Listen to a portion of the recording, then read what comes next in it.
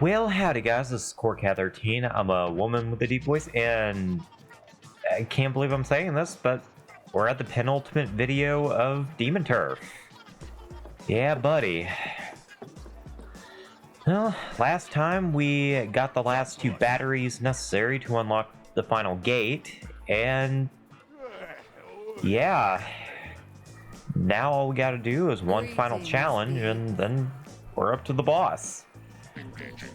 Finally knock out that stupid Demon King's ace. Guy's a dickhead anyway, let me tell ya. Means put me through literal hell, let me tell ya. And yes, as you can tell, one thing I forgot to mention in the last video is that in between recording sessions, because the 2 levels I actually did in 2 separate recording sessions, I actually swapped out Beebs' hair so that she can look like Kumatora. Because Kumatora is a fucking badass. Also, Baku. Change 1 letter and it's a baka, which means idiot in Japanese. I love it. Alright. Yeah, buddy, let's go in. Got that lovely fire. Respect the fire. The fire is the flames of disaster, which Beeb shall bring upon the final boss. Alrighty. Yeah, I'm not gonna lie, whenever I first walked into this area, I actually didn't know that there was gonna be an additional stage before you had to face off with the final boss. So, yeah, the whole video was basically just my live reaction of just trying to adjust my expectations, so, anywho. Now we have a conversation, a wonderful conversation between these 2 friends. Will they finally confess their love for each other? Let's find out.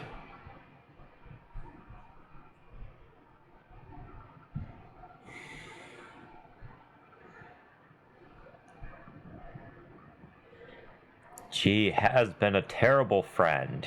I don't know why she's waiting. I mean, I don't, no. A lot of Beebs didn't even consider that. She was just so busy trying to kick the shit out of people that she didn't think about it. It was unfair.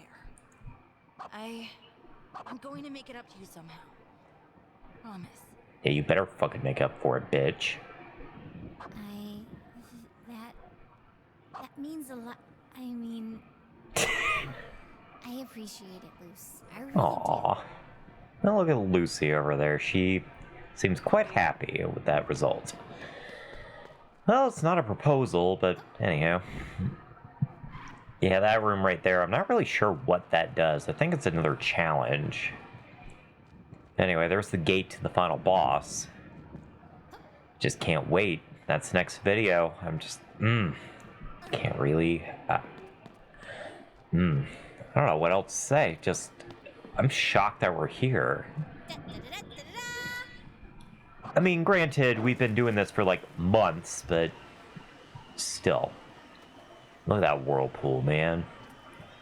Kind of looks like the swirling gases of a gas giant. Probably smells just as bad, too. Alrighty. Well, welcome to the last level of the game. This is essentially the final test of your abilities before you kick the shit out of the Demon King. And let me tell you, this is not an easy level either. It kicked my sorry shitter a few times. Because it literally is a gauntlet of all the game's challenges all wrapped into one. And for some reason, I think near the last half of the stage, my controls were getting a little bit screwy. So, yeah, I was missing very simple jumps that I shouldn't have. And that kind of dragged out the entire video. Because initially, had the original commentary stayed put, this would have been a no-edit run of this level, just like Corona Mountain. Because that's essentially what the initial plan was. And I'm kind of glad that I didn't do that, because there really wasn't that much commentary to begin with. It was mostly me just trying to figure out what I was doing wrong. because the entire video, I should mention, was 53 minutes long. Majority of it was just in this level. I think the actual level itself took like 45 minutes, which I think is how long it took to defeat Corona Mountain and the Perfect Run. So that's fun.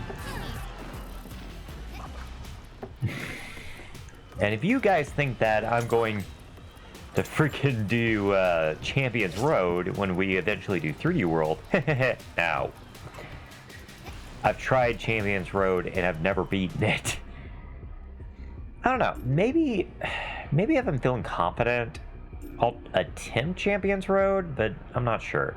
I already know I'm gonna do Darker Side of the Moon, which that's gonna be something once we get into Odyssey, which, spoiler alert, that's gonna be Let's Play number 40.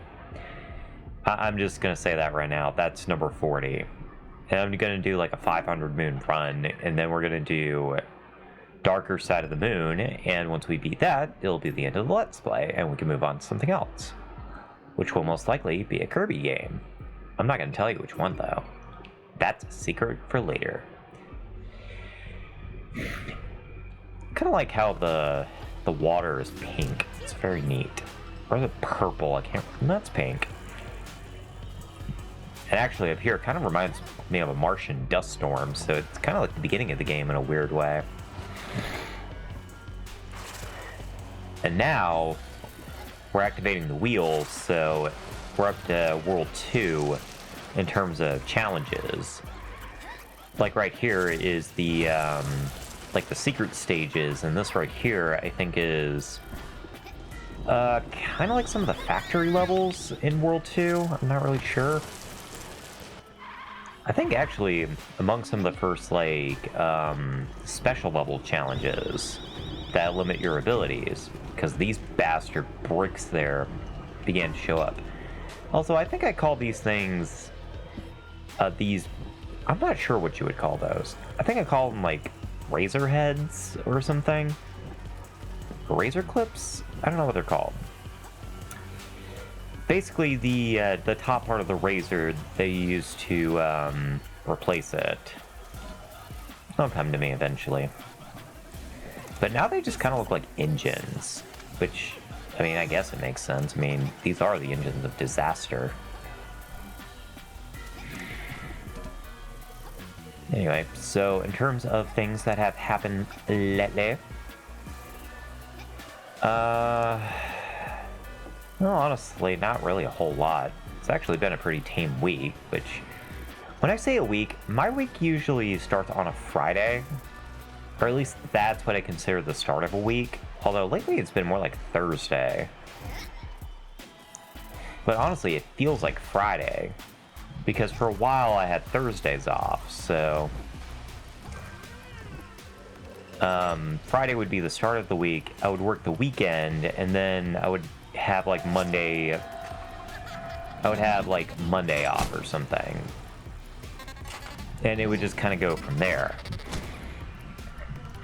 But nowadays, like, I get Mondays and Wednesdays off, or not Mondays, Sundays and Wednesdays off, and I have to go back on Thursdays and Mondays. So that's fun. I'm saying, like, that's like when the shifts start back up. So it's kind of like I work Thursday, Friday, Saturday, off Sunday, and then Monday, Tuesday I work, and then Wednesday I'm off, which is actually why I'm recording it now. Although, to be fair, I'm also recording it at like 3:30 in the morning. And I can tell you exactly why. I was playing Paper Mario The Thousand-Year Door. I'm actually getting close to beating the game.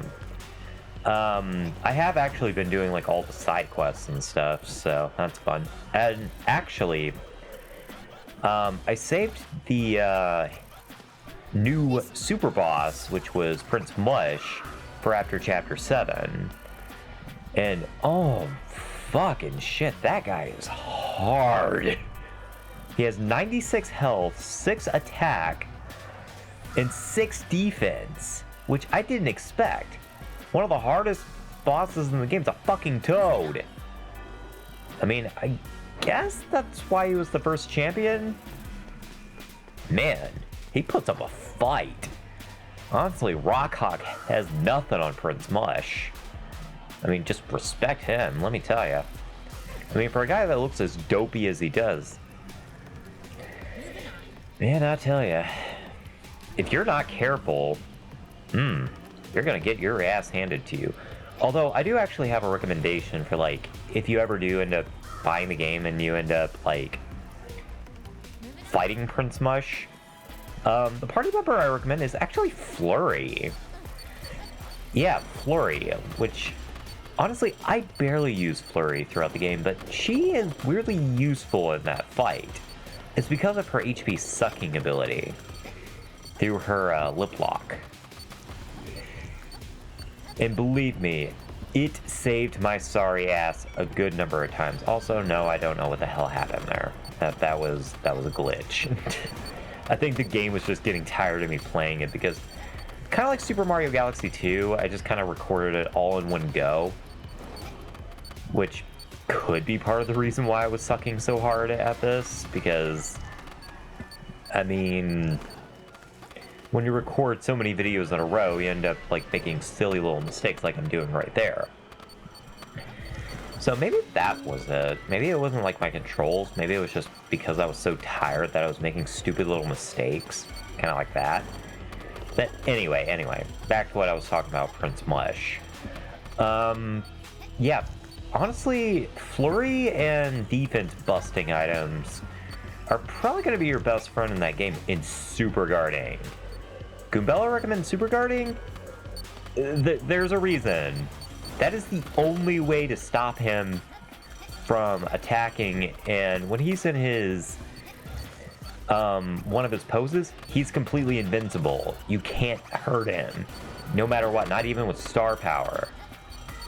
Which I find a little bit ridiculous, but it's honestly a pretty interesting challenge. And honestly, after a while, you start to kind of get a feel for his super guarding, or for his attacks. Which honestly, there's this one attack that I just call the fuck you attack, where he attacks you multiple times in a row. And let me tell you, if you do not have any life shrooms or anything, you're gonna lose the fight. It is legitimately that hard. And for those that haven't played Paper Mario the Thousand-Year Door, your partners can die, and you're fine. But if Mario dies, it's game over. And you have to forfeit the fight, which is beyond annoying.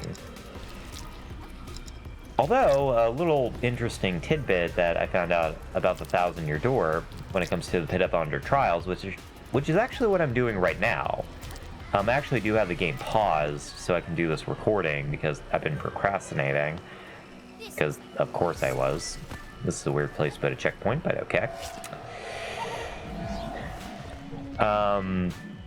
Anyway, so in the remake of Thousand-Year Door, if you're in the Pit of 100 Trials, you can actually restart fights if you get a game over.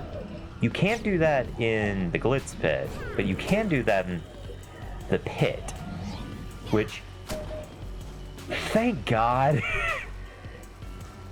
because that means that you can start formulating like a new strategy or something. Like you can figure out what you did wrong, and then you can go back and like try to basically resituate your plan.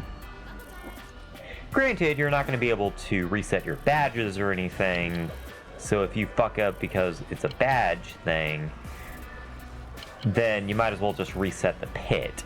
But anyway, that's just a little bit of information. Although I did actually see someone like whine about it on Twitter. It's like, why do they let you reset in the pit?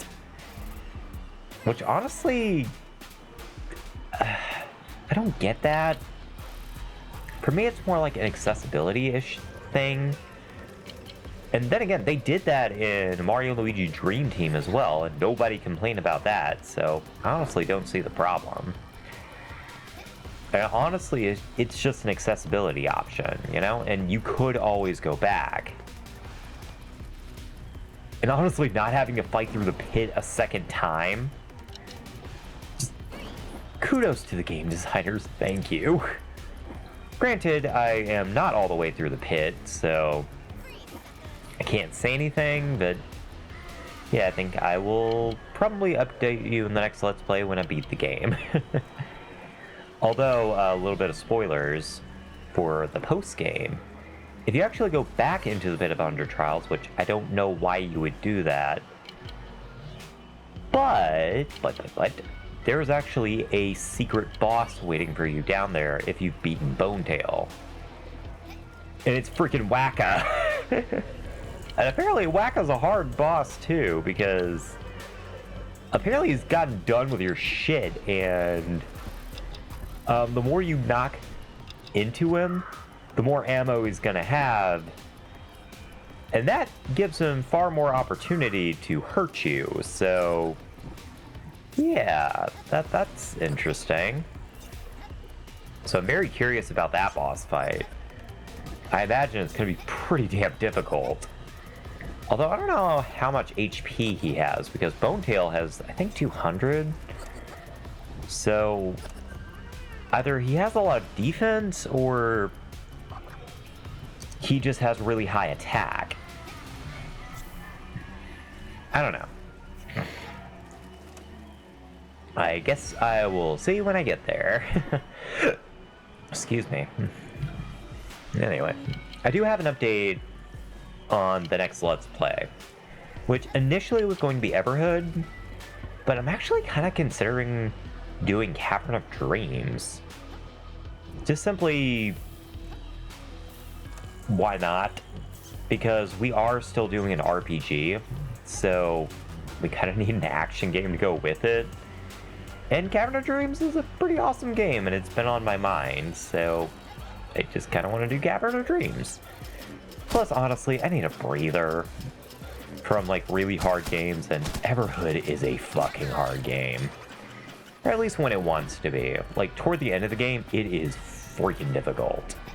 I mean, it's rewarding, and honestly, I don't find it quite as frustrating as this game, but I kind of just want to do Cavern of Dreams, because it's going to be a nice, easy Let's Play. And I'm not saying that as, like, a detriment. I'm perfectly happy with, like, easier games, as I've mentioned before. But yeah, like I said, I just need a break from difficulty. But don't worry, we will be doing Everhood just after we defeat it.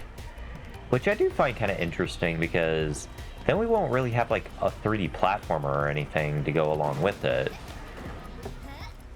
Because there'll be, like, two RPGs going alongside each other, but Everhood's kind of different in that it's more of a rhythm game with, like, adventure and RPG mechanics.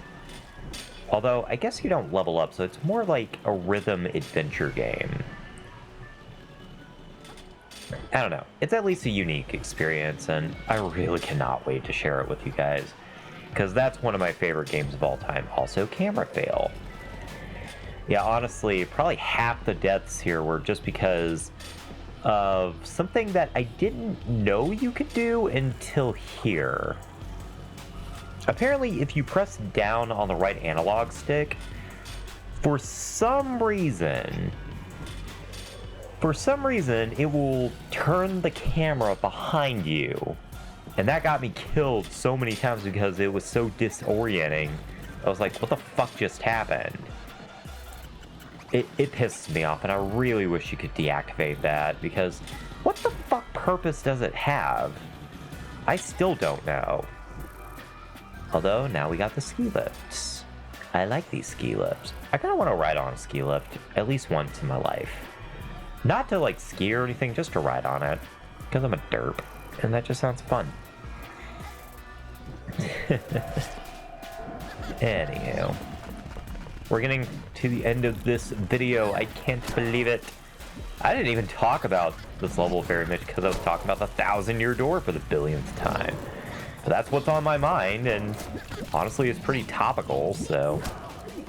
Anyway. Okay, now that I'm looking at it, it kind of seems like the enemies themselves are the ones that create those weird shockwave things. Also, I love the fact that he just killed himself. That was smart. You're a smarticle particle, aren't you, you dumbass? I never did actually comment on like that really mocking kind of thumbs up there where she's blepping. It's so cute, it's so funny.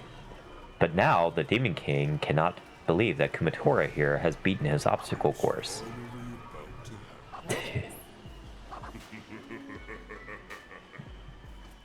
You never do find out what he says there. He just kind of laughs at you because he's a dick. What do you expect? He's the Demon King. And that is all she wrote for this Corona Mountain-esque stage. And yep, I was right, 45 minutes. Wow, I was right on the money there. It had actually been a minute since I had edited this video, so anyway. Oh boy. Hope you don't have motion sickness, because that part would have probably made you throw up. Anyway, so that's it for this video. Next time, we face off with the final boss, which is still a very weird thing to say. So anyway, I've been CoreCat13, and